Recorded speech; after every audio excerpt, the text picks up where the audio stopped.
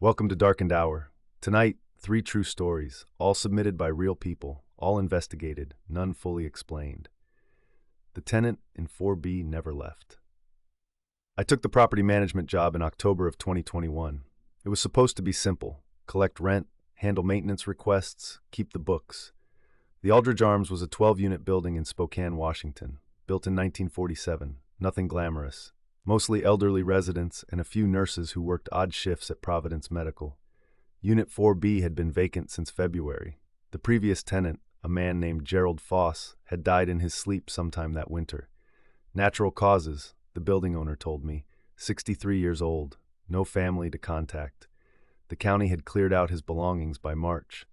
I had no reason to think about Gerald Foss. The first thing I noticed was the smell.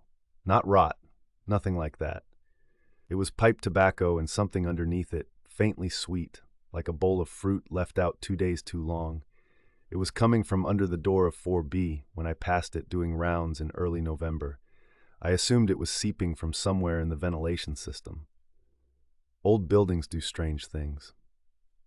The second thing was the television. Mrs. Callahan in 4A knocked on my office door on a Tuesday morning. Said she'd been hearing the TV through the wall every night for the past week. Channel 7 News, she thought. She recognized the theme music. She wasn't upset, just confused. She asked if someone had moved in without her noticing. I told her no. I checked the unit that afternoon. The TV, a large Sony flat screen that had been left behind because no one claimed it, was off. The room was cold, underfurnished, completely still. I stood in the center of it for a moment. The smell was stronger inside. I told myself it was trapped air. I started keeping a log. I don't know why exactly. Something felt like it needed to be documented. November 9th. Smell again in hallway. November 11th. Mrs. Callahan reports TV sounds 11 p.m. to roughly 2 a.m. November 14th. Television unplugged by me personally. Outlet covered with painter's tape. November 15th. Mrs. Callahan knocks at 7 a.m. She heard it again. I went up immediately. The tape on the outlet was undisturbed. The power cord was still unplugged, lying on the floor where I'd left it. The television was dark and cold to the touch. But the volume dial on the side, it was an older Sony, it had a physical dial, was turned all the way up. I stood there for a long time. I started checking the unit every morning as part of my rounds. Some days, nothing. Other days, the kitchen chair was pulled out from the table at an angle, like someone had just stood up from it. Once, the bathroom mirror had fogged over from the inside in the shape of a handprint. The handprint was large. The fingers were long. I told the building owner in December. He laughed, then got quiet. He told me Gerald Foss had lived in 4B for 22 years. He said the man had watched the Channel 7 news every single night. He said he'd never known Gerald to miss it. I gave my notice that same week. I drove past the Aldridge Arms last spring, just once. There was a light on in 4B. The unit is still listed as vacant on the rental website. I checked this morning. I don't know what Gerald Foss was like in life. I don't know if that matters. What I know is that something in that apartment had a habit, and habits, apparently, are hard to break. That story came from a property manager in the Pacific Northwest. Someone whose job was to deal in the practical and the documented, which makes what he experienced all the harder to dismiss. She called from my mother's number. My mother passed away in March of 2019. Pancreatic cancer. We had about 6 weeks from diagnosis to the end, which the doctor said was actually fast, as though that was meant to be a comfort. She died at her home in Baton Rouge, Louisiana, on a Wednesday afternoon. I was in the room. I held her hand. I stayed until the funeral home came. I kept her cell phone account active for 4 months. I don't know why. I'd call her number sometimes just to hear her voicemail greeting. I finally canceled the plan in August. The number was released back into the carrier pool. That's how those things work. This was 2 years later, October 2021.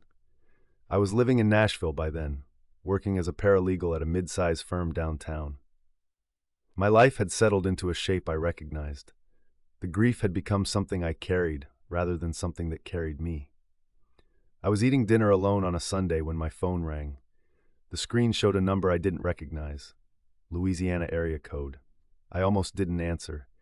I had a habit of letting unknown calls go to voicemail, but something made me pick up. There was a sound on the line that I can only describe as a room, the ambient noise of an interior space, faint AC hum, the soft creak of a floorboard settling, not static, not a robocall tone, a room. I said hello twice. Then a voice said my name. I want to be precise about this because precision is the only thing I have. It was not exactly my mother's voice, it was close. The cadence was right, the specific way she drew out the first syllable of my name, the slight upturn at the end like a question. But there was something wrong with the texture of it. Too smooth, like a recording played through a room with no reflections. I said, "Mom," a pause, maybe 4 seconds. Then the voice said, "I'm at the house." The house. That's what we'd always called her place in Baton Rouge. Just the house. I couldn't speak for a moment. I was aware of my fork on the table, the sound of the TV in the other room, the very ordinary shape of my apartment. I said, "What house?" Another pause, longer. Then, "Don't come here." The call disconnected. I sat with my phone in my hand for probably 10 minutes. Then I reverse searched the number. No name attached. A Louisiana cell number, prepaid or deactivated according to the lookup service. My mother's old number had a different exchange. I checked the records I still had. The numbers didn't match. I called my cousin in Baton Rouge the next morning. I asked her, as casually as I could, whether anyone had been in my mother's old house recently. The property had been sold in late 2019 to a young couple. My cousin said she didn't know them. I asked if anything had happened to the house lately. She was quiet for a second. She said she'd driven past it the previous week.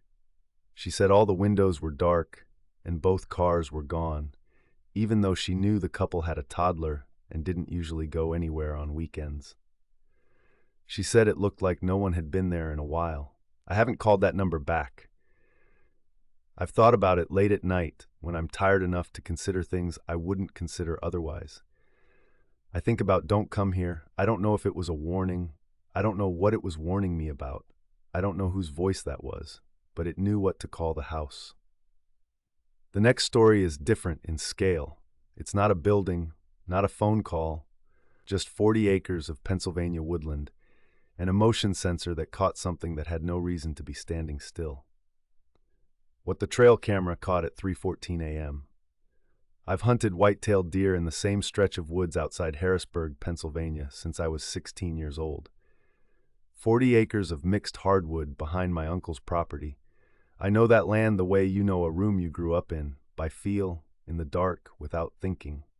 I set up trail cameras every September, 4 of them running on motion sensors spread across the deer paths I'd been tracking for 15 years. It's routine. I check the SD cards every week or so, skim through the stills, look for buck patterns. Most of what you get is squirrels, the occasional coyote. Once, memorably, my uncle's dog 3 miles from where he thought she was. This was September 2022. I pulled the cards on a Sunday evening and loaded them on my laptop at the kitchen table with a cup of coffee. Camera 1, 2, 3, nothing unusual. Doe activity, a young 6-point moving through at dawn, a raccoon that had apparently been using the same log as a highway for weeks. Camera 4 was on the north end of the property, where the tree line thins out near an old drainage ditch. I hadn't gotten much from that camera in years. I almost relocated it. The first image was time-stamped 3:14 a.m. I want to describe what I saw carefully because I've gone back to that image probably 100 times, and I want to be honest about what I can and cannot confirm.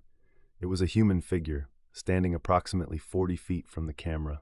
The image resolution on that model is decent in daylight. At night, with the infrared, it's good enough. The figure was tall. I'd estimate 6 feet, maybe slightly over. It was facing the camera directly. It was not wearing anything that I could identify as clothing. The infrared rendering made it difficult to be certain, but the surface of the figure appeared uniform, smooth. Its arms were at its sides. That was what stopped me. Not the presence of a person in the woods at 3 a.m., which is unusual enough. It was the stillness of the arms. People who walk through woods at night move their arms. They carry things. They use flashlights. Even someone standing still will shift their weight, adjust their posture. The figure was completely, perfectly still. There were 14 more images, all time-stamped within the same minute.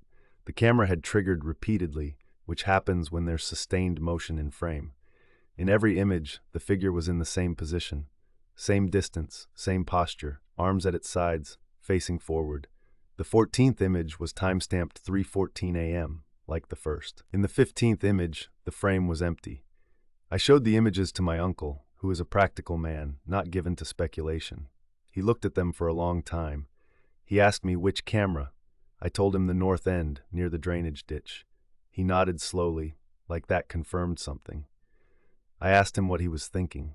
He said when he was a kid, his father had told him to stay away from that end of the property at night. He said he'd never asked why.